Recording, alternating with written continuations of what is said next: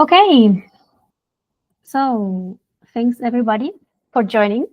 Today, I just put the rainbow behind me. This is the photo of one farmer from Germany, from a cheese farmer. It's her farm, but I thought it was very beautiful to put instead of a photo of rainfalls, I put a photo of the rainbow. Maybe this is what will be the next. I don't know.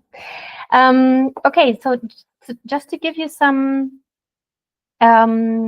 context about this meeting, because actually we are here in Spain, so I'm based in Madrid, and we invited farmers from Spain because we are now like suffering 2 weeks of heavy rainfall, so 1.5 weeks. And yeah, so it's been 2 weeks with heavy rainfalls and also very stormy weather. So it's not only the rain, but also there were some regions of Spain, like Andalusia, suffering tornadoes. I saw it yesterday.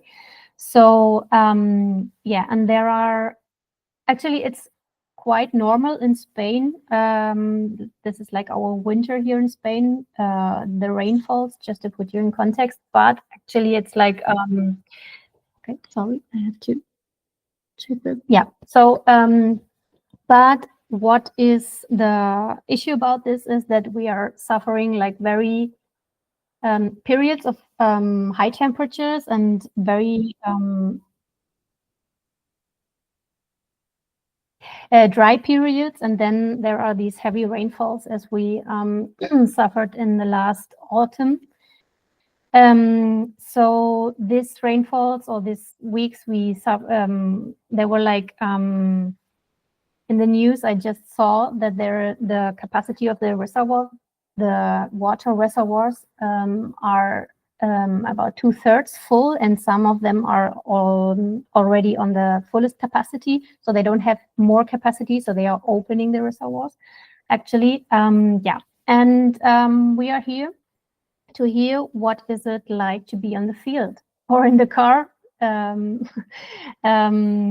with this rainfalls. Okay, so is it good news, the rain falls, or is it bad news? Yeah, and we just want to open this discussion to everybody, not only for the farmers. They will tell us a bit more about their daily life or their daily business, what they are doing actually nowadays, but also feel free, everybody from the crowd farmers who's here, to ask questions. This is not like a monologue. I want it to be like a discussion, or whenever you need more info or you want to ask something, feel free. Okay, so I don't know if you're used to use Meet, but you can raise your hand or you can just speak. You can turn on your camera, you can turn off your camera, whatever you want. It's just yeah, to make this catch up and to learn a bit more about what is this rainfalls about. So maybe just to throw one question into the room is, maybe Tom or Hero, you can answer this. How are you today? From which farm are you? Maybe this is the biggest interesting point to know for our crowd farmers. Who are you? Maybe in one sentence. And where are you? And how is these? How do you experience this? What's your experience with this rainfalls these days? If you want, I can go. As I said before, we were traveling now from Madrid to La Junquera, and we might lose signal at some point. So I make sure that at least go ahead. Yeah. So I'm from La Junquera. We are a 1,100 hectares farm in the south of Spain, in Murcia. We do region ag for the last 15 years, and we have the farming business from one side and the foundation from the other one, a non-profit that we do education and research. So myself, I'm working on the non-profit side, but we are quite close, of course, with the farm, the non-profits on the farm. So we do everything, all of the stuff we do together. And then related to your previous question, I think like, well, rain where we are, it's something that we don't have that often. We have from, I don't know, 200 to 400 millimeters of rain a year. So, and last year and the last 3 years was really, really dry. So was great having a decent amount of rain for the last 10 days and in a soft way. So not like this kind of Dana rains from last year. And like a fun fact is that they sent it as like a chart the other day that we went from being like the last 2 years, one of the driest years in like 50 years or so, and this is already one of the most rainfall years in the last 50 years or so, just with this amount of rains in our region. So and we're only like 2 or 3 months into the year. So yeah, I mean we're up to having rain always, and rain also in farming is always great, and mainly in these conditions that it's soft rain. So actually, for you, it's good news. You're happy about the Yes. rain. Yeah, indeed, because everything was really, really dry, and this was going to be the third year without harvest of cereals because of no rain. So hopefully the year will be good harvest of cereals with this amount of rain. If we get something else in the next months. So yes, in our case, rain was good, because you have some cases of farmers where rain was not good, right? Actually, I think, yeah, I don't know, Tom, maybe you want to answer this question. Hello, everybody. I'm Tom. I'm here in Bolulla Valley, which is between Alicante and Valencia, Costa Blanca.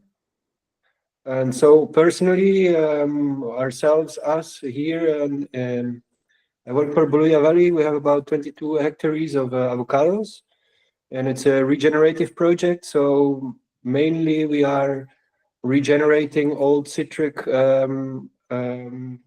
orchards into avocados, and we're doing it in an ecologic way. So we just let the grass come up and we brush cut it, and that's mainly how the project is working. So restoring the soil and at the same time planting the avocados. And like Jero says, actually last year was really dry, and also because we are between two mountain ridges down slope, so we didn't have any adverse problems of flooding or overwatering. Yeah, so that was no problem. And now all the deposits and the wells, they're full, which last summer was a problem because there was water restrictions. So for most people here, the rain is a blessing because, well, as you can see, witness with the eye that now everything is green. Last year it was just bare soil and hard, compacted.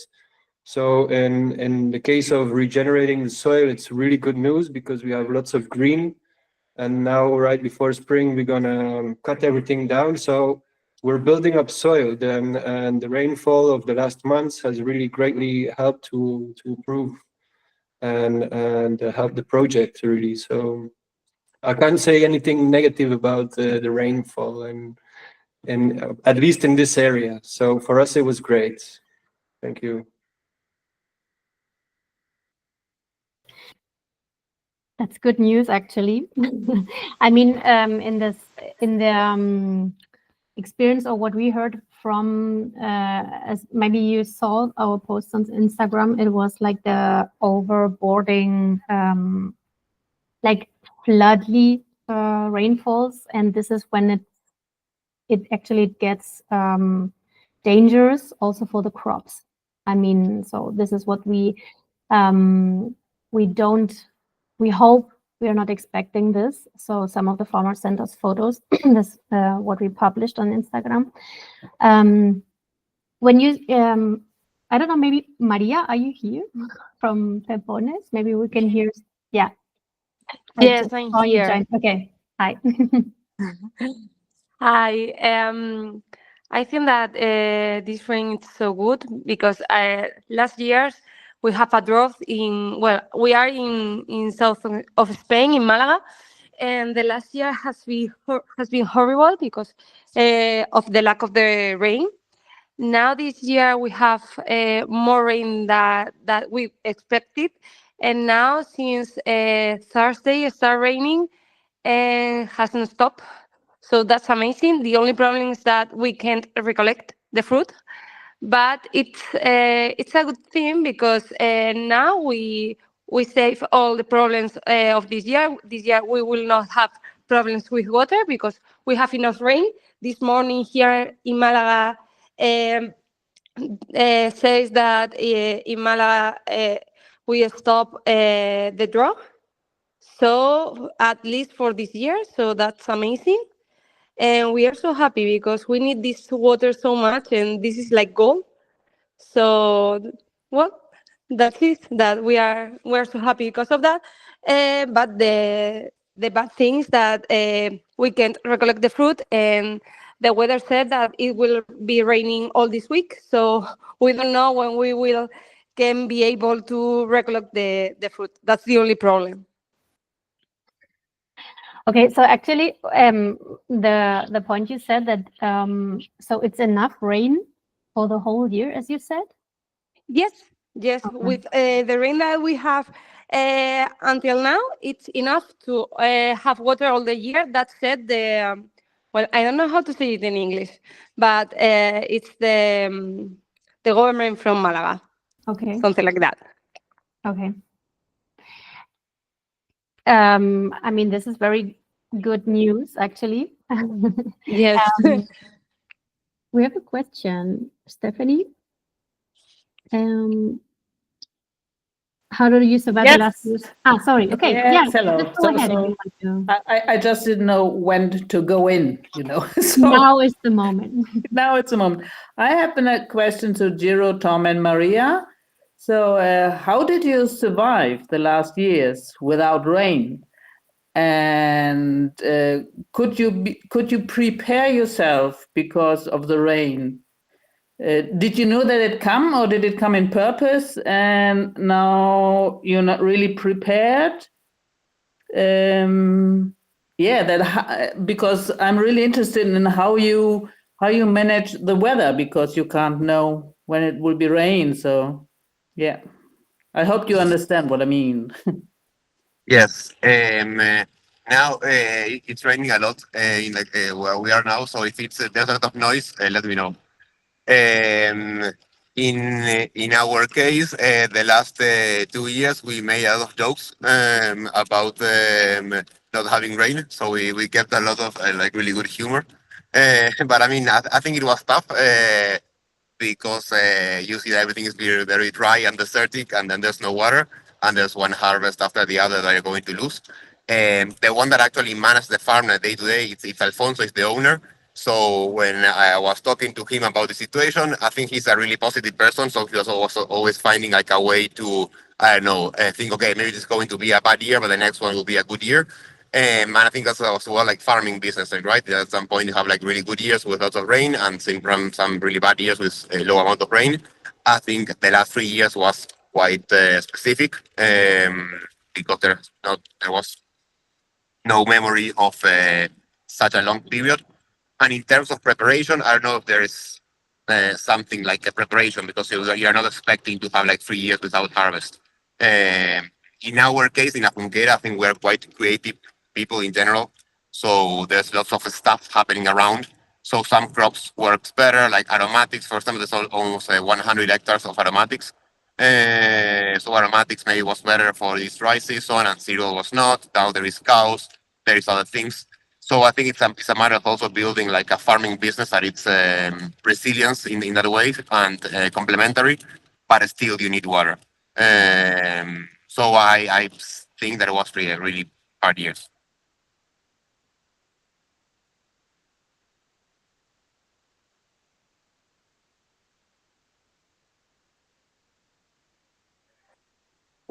Thank you. Here in our case, it's quite interesting because we have the channels and the lakes. So the water comes up from the lake of Guadalest, and then there is lots of wells. And so I think the Arabs made it in the 1500s. There's the channels. So through the channels, the water always flows. And last summer there was few restrictions in some areas, but there always has been water. And at some point, the wells and the lake was at a very low point. But now with the rains, that's all solved. So there wasn't actually a real problem with water, you know. And I think that's by virtue of this old system that's here in place, which is like it cycles down from the big lake, and then there is all the channels, and everybody has like how you say, a deposito, like a swimming pool or some containers. So when the water flows, these fill up, and then when there is restriction, we do the irrigation from the pool or from the deposits we have, and like that there is always water, you know. And up until now, that hasn't been really a problem. Although at some point there was in some areas there was restrictions, but it didn't really affect the cultivation of the crops. Okay, thank you. If you Wonderful. if you say the restrictions, the water restrictions, Tom, actually it's like the government decides how much water you can. No, it's more like every district has somebody that's in charge of the channels and the deposits, and then at certain times they open. So you know when they open, then you fill your deposits, and then it could be that this person then says, okay, now there's a restriction, so the channels don't open for 1 week. So then you have to make sure that all the deposits, they are full, so that you don't result without water, you know. Okay, Stephanie, sorry, I just interrupted you. Yeah. No, that's okay. Okay, it's wonderful to have no problems with water. That's great. And I have another question, because Magdalena, last time you said something when you were on the olive farm that that is wonderful there, that they own, my own words, Yeah, they own the water. So I didn't understand it really. And what's about Tom and Jiro and Maria? Do you own your water? Because I don't understand what it means to own the own water. Because if you have, for me, if you have a sea somewhere, or lake, better, not a sea, a lake, do you have to pay for the litter in the lake to somebody? That's I don't understand, and I would love to understand it. Yeah, Tom raised the hand. I think you're muted. I think when people own the water, somebody came to make a drilling, you know, and so they tap into groundwater, let's say 50 or 100 meters below surface, and so then the cost or the inversion that you do is to look for the well, and then you actually drill up water from under the earth, you know, which is also, it can deplete at some point. If it doesn't rain, if it stays too dry, then there is no water also. But that's how people usually do it, you know.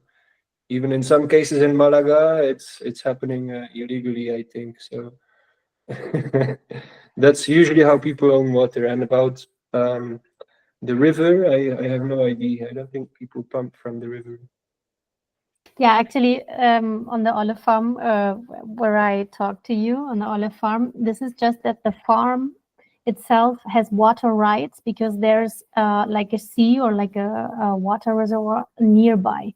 Okay, so from the 13th century, this farm owns water rights. So that means that they can use the water to water the olive trees. Okay, but not every, so actually, there are lots of farms that have their own water reservoir. It's like a pool. It's like a big pool where they collect the rainwater. So maybe this leads me to the next question. How do you, what do you do to collect the water on your fields. Maybe you can give us some details about this, because actually this is like if you don't have water during so much time, if it's raining, you need to collect everything you can collect from the water, okay, to use it for the next periods. Okay, so maybe you can give us some details or insights about this.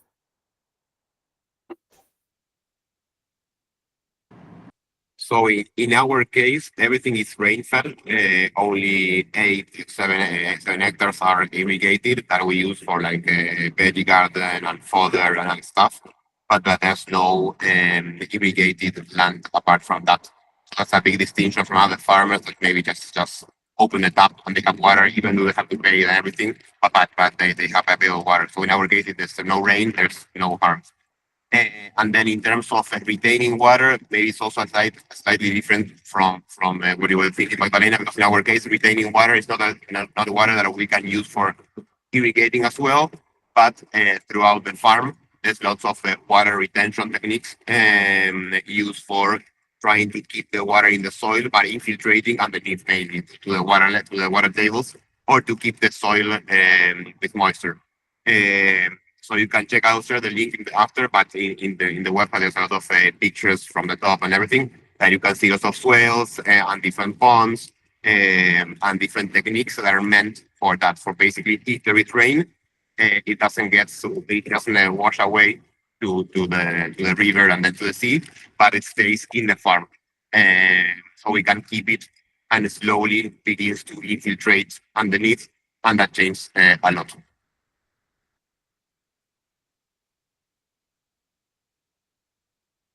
Yeah, actually, I don't know if somebody's here from the webinars. We made 2 webinars, and Yannick explained exactly how they retain the water on the farm. So there are lots of forms how to retain the water, but in this case of the olive farm, where I went 2 weeks ago, it was like a very big lake. And also it was very curious because this lake was dry for the last 2 years.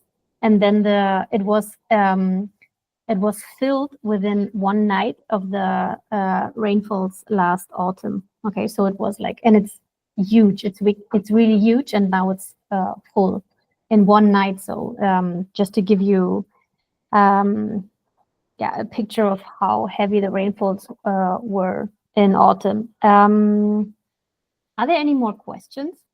Maybe, or Maria, maybe you want to tell us a bit more about how you're doing water retention on your farm? Of course. We have had several problems because of the water. The thing that helped us is that we have several reservoirs of water from the rain. So we have used them. But for example, 2 years ago, the water that we have collect was ended. So the thing that we make was we cut all the flowers, we left the trees, we didn't have any mangoes in this case. So we just make an irrigation twice a month. So it's just to save the trees and don't use the water.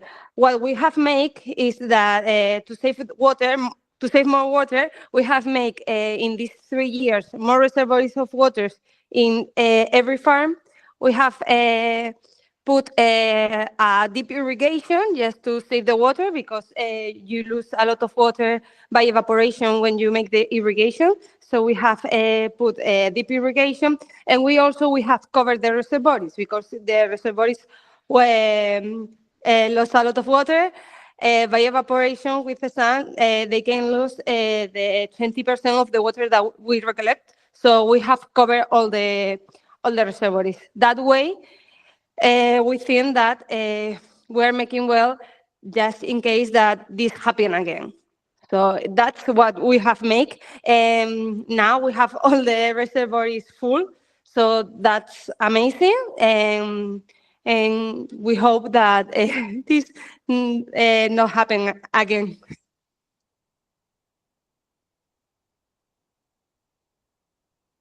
Okay, so this is when we talk about regenerative practices to have a good coverage, a good soil coverage. I think this is also one of the most important points. I mean, when we talk about, I mean,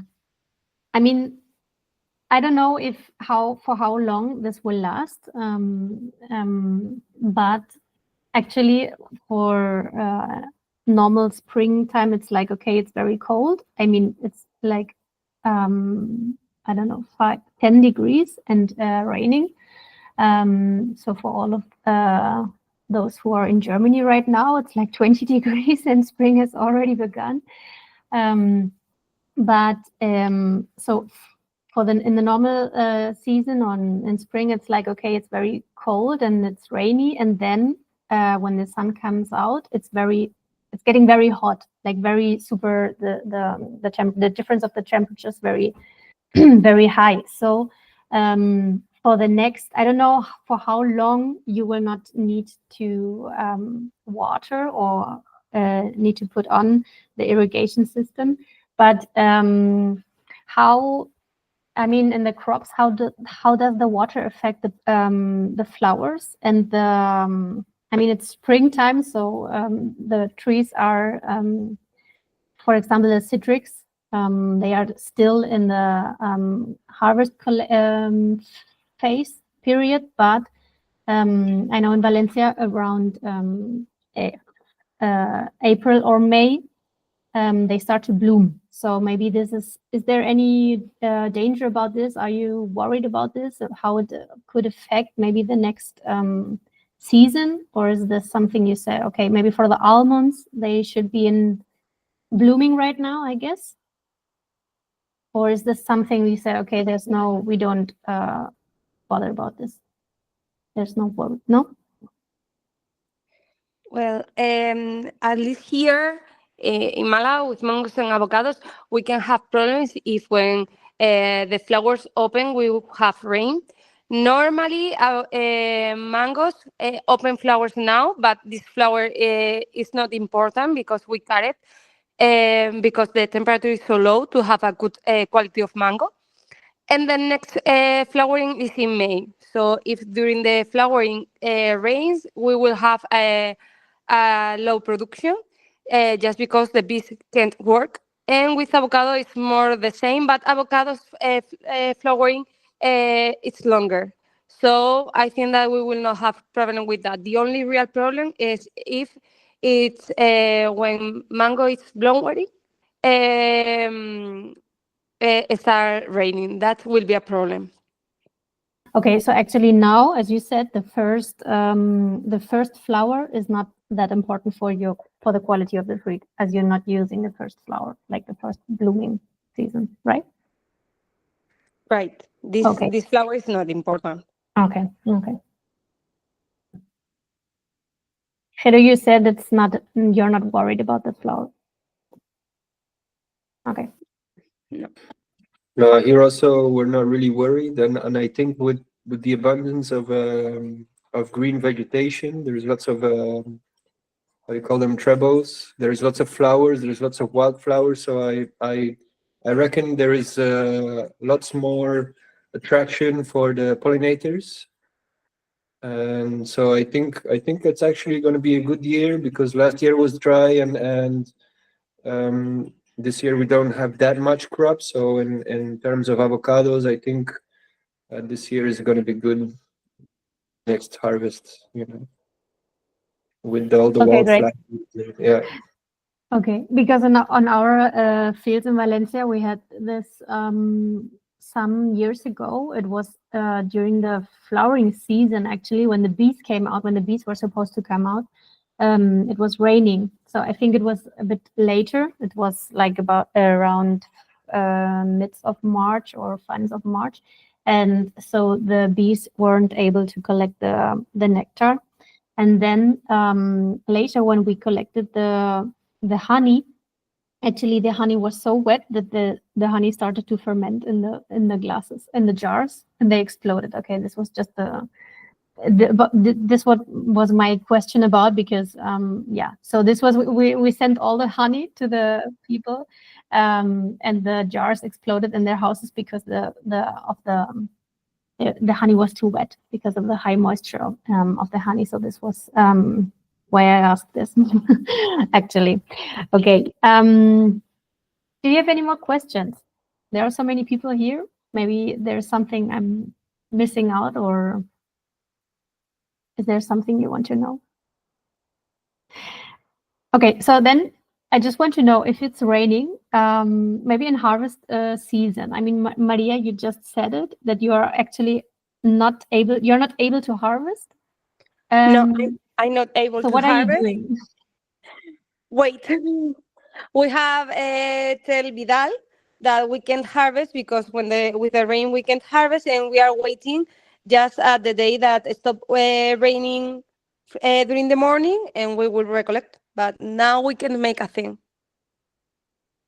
Okay, so what are your the normal tasks or the daily business tasks when you are not harvesting on your farm? So I mean, just to give us some idea of the work of a farmer when it's raining. Well, we can make nothing because we can't work at the farm right now, because also the ways are not good when they are raining. So now people is at home. We can't make a thing right now. Okay, so you tell your workers and your team that they don't come to work today. This is like how Yes. you meant. Okay. Yes, they are not working, and Okay. if tomorrow it's not raining during the morning, they will go, and if it's raining, they can't go. Okay, so actually, I mean, it's like a small holiday vacation, but also this is could be a economic damage for you if it lasts too long, I guess. I mean, if it's 2 weeks raining, so it's 2 weeks that nobody is able to work on your farm. Yeah, but there's not a real problem because normally it's not raining, so it's normal. Okay, yeah, I mean, So okay. now it's raining, there's no problem, and they are so good workers, so they put everything all day that they are working, so it's not happening a thing if they stay at home with their families these days. There's no problem. Okay, this is great. Yeah, Somehow, I like to comment that I think it's a cultural thing. If it would be Scotland or Germany or Belgium, like people who just go out to work, or there is lots of things we could potentially do in the field while it's raining, but I think because it hardly ever rains throughout the year, like Spanish people prefer when it rains just to take that time, and then well, we just catch up the hours by doing more when it doesn't rain. So, but usually when it rains, yeah, I think it's too wet to harvest because it rains and then you have all the water from the leaves that come down. So you do actually get really wet, you know. And well, apart from maintenance in the fields, well, also too wet. So then we do some, you know, we make packages and we clean up the tools and stuff like that, stay busy and organize for when we can go to work. And then if there's nothing to do, we stay at home. Yeah.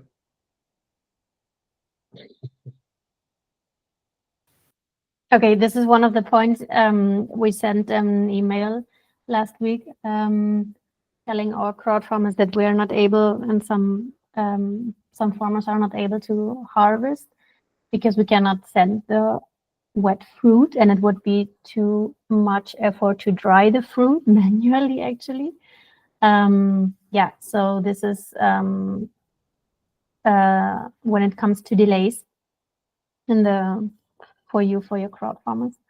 But we cannot send wet fruit because it will get moldy and it will not arrive in good conditions. So if you got this email, yeah, so we just have to wait a little bit. I don't know if there's any concern about this, but okay. Isn't it a problem if the fruit stays too long at the trees? Good question. Well, in some cases, like here with the avocados, I would say yes, because if there is too much fruit on the tree while it's flowering, it will not get as pollinated. So we had some tests last year where we harvested all the avocados, and then at some trees we left half of it and far out into the season to stretch the season. And so this year we see that the avocados we harvested first, they have a good harvest this year, and the ones we stretched out into the season and we left the fruit for a long time, they didn't have as much fruit because all the strength of the tree went to further nurture the fruit, and so it didn't got as pollinated. So I think there is a determined time to harvest, or at least harvest half or 3/4 of the tree, so that when the flowering comes and when the tree starts to make new fruit, the energy goes towards that. So I think if the harvest really delays too much, it can affect the harvest of the next year.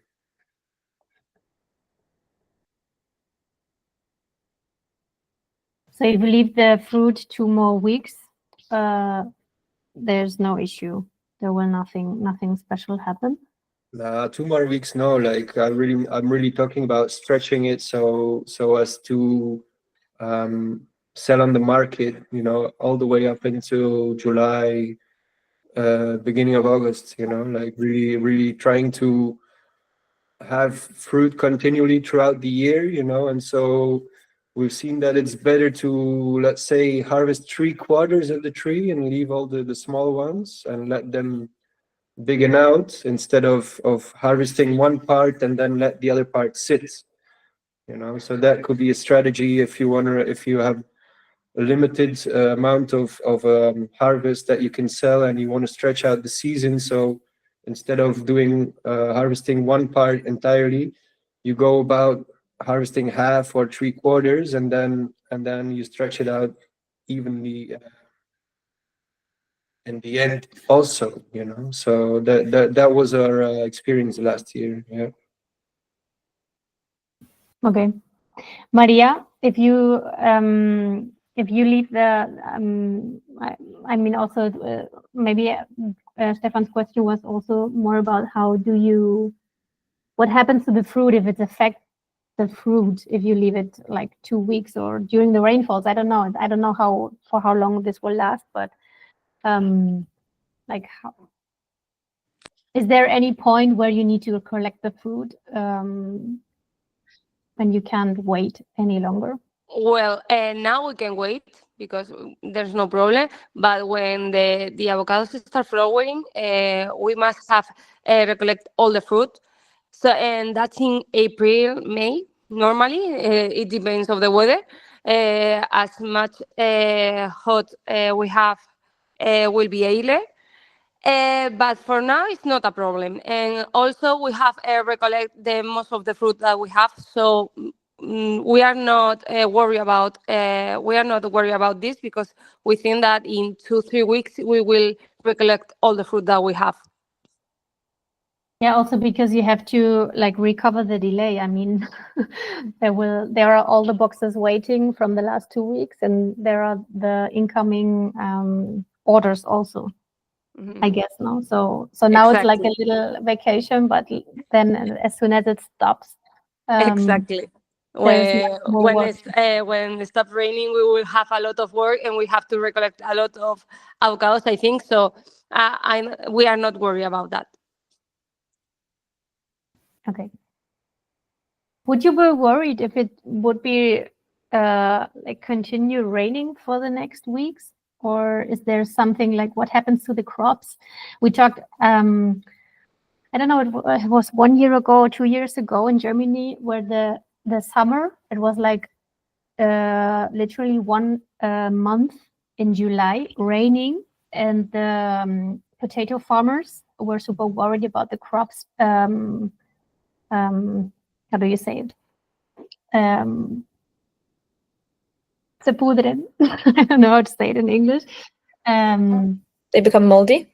They become moldy, but from inside, from the roots. Yeah, like rotten. They rot in the soil. So, but maybe for now we are super happy about the rains. We're not worried, as I understood. So there's nothing that can happen to the crops. So actually, the plants on the trees are like sponges, yeah. I mean, this is a good point. So actually, maybe I was more worried than you. So sorry, Magdalena. Before you move forward, I see that my signal is going lower and lower, so probably you will cut off at some point. So if you don't mind, I'll say goodbye Okay. to everyone. Yeah. I Yes. sent the link of the academy in the chat, so very welcome everyone to also have follow-up questions, to contact us by email or whatever.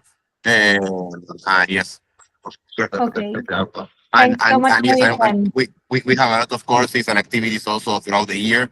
So and everything is in the website. So everyone is welcome. A few specific in water retention. That will be probably somewhere in May or June. So also everyone is very welcome. They are paid by EIT Foods, so they're free. Cool. Thank you, Jero. Muchas Okay. gracias.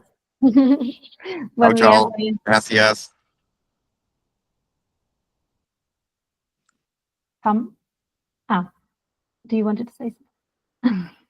Well, I think in if it would really disastrously rain too much, for the avocados, I think because we have lots of new trees, if the soil really gets too wet and the soil we have that doesn't drain very much, then that would be a danger for the young plants to have root rot, you know, or the how's it called, areal.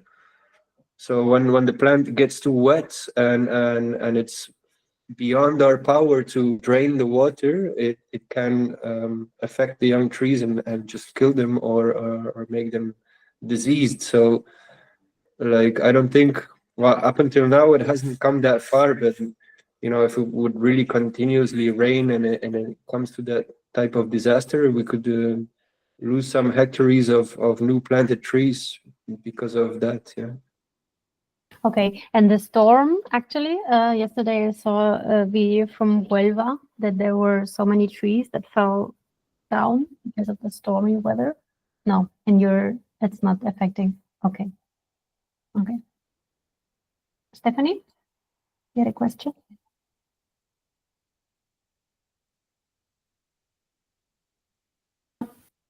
Okay. No, actually, I was just Okay. playing around here. But but anyway, I'm sorry, I have to go too. So, Yeah. So maybe but- we can, maybe if there are no more questions, we are like, it's 15 minutes. We talked like 45 minutes. This is very good. Okay. There are still coming some people. Okay. So if you need to leave, you can just leave. Stephanie, no worries. I don't want to urge you to stay here. Actually, maybe this was because I was too worried about this because I had like the potato trauma from 2 years ago about the also about the new planted trees that they were like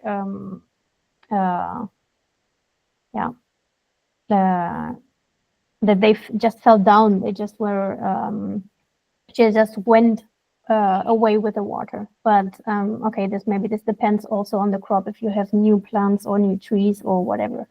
So maybe this is for a big avocado tree, maybe is more resilient about Okay, do you have any more questions? Are there more questions? Is there anything you want to know from the farmers? Is there anything the farmers want to know from the crowd farmer? Maybe they are worried about the avocado delay or the orange delay or whatever will happen to the boxes. I'm a bit more with the quality of the oranges also. This year or last year, I had the feeling the quality wasn't as good as it was in the years before.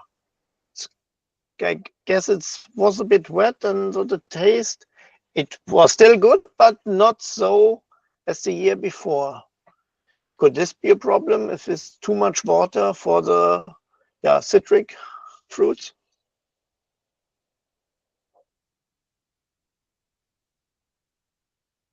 Actually, maybe it should not, because actually when it does not rain, the fruit is very small and very dry. But if it's rain, if there's plenty of water, actually the fruit is very juicy, I guess. But maybe Tom, you had some experience. Maybe this is how does the there's only one thing that I can see that I'm not sure how it calls the disease. It's called Rosario or Rosa, and it's actually when there is lots of green vegetation under the tree that the citric gets moldy while it's on the tree. So too much water around citrics can also be a problem because it perpetuates this disease. That's why many citric farmers prefer not to have any green cover, to avoid that damp that comes from the floor, from the ground. And that's the only downside I could see. I think usually the citric, they need water to get bigger, So up until the point that they are ripe. Actually, it should not. It should not be a problem. It should not affect the crop as much as, there's years and there's years, you don't really know. There is so much variables about light and warmth and however the seasons are playing out, that one year is just better than another, and it might have not a plausible reason, to really find out like why the wine of last year is of better quality of this year. Well, depends on many things, so. Of course, it's a natural product. Yes.